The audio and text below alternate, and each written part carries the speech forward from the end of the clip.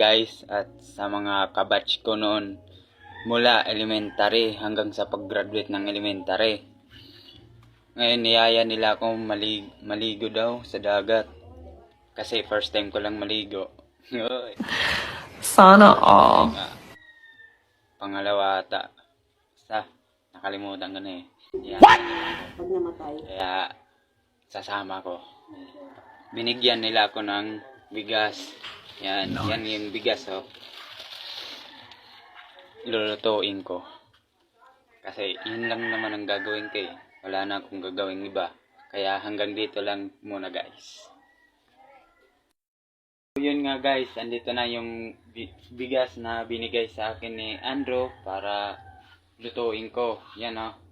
Dito sa pinakamalaking kaldero. Kasi hindi kasi dito sa rice cooker. Kasi ang dami, siguro mga 5 kasalmon. Oh my God!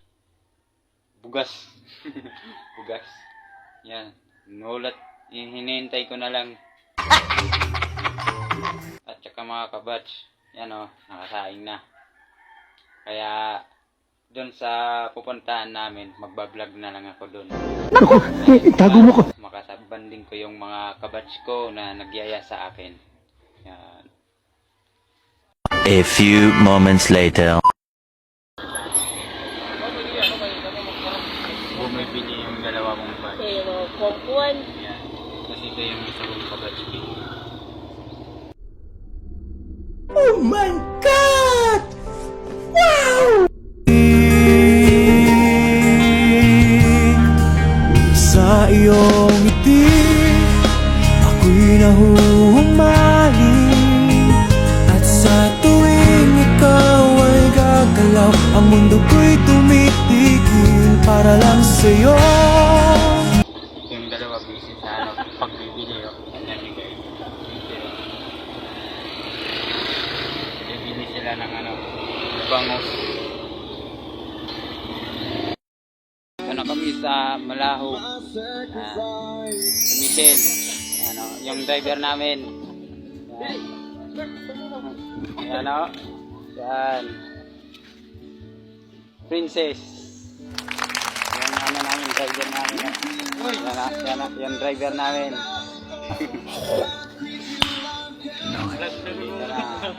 Yan o. First time lang.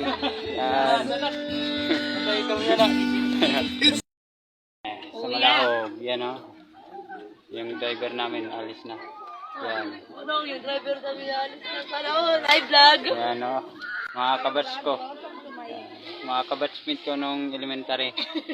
Hanggang sa pag-graduate ng elementary. Yan sila. Si Grace, si Sophia, at saka si Michelle. Hi guys, nandito ako ngayon, nagluluto ako ng bangus. Yan.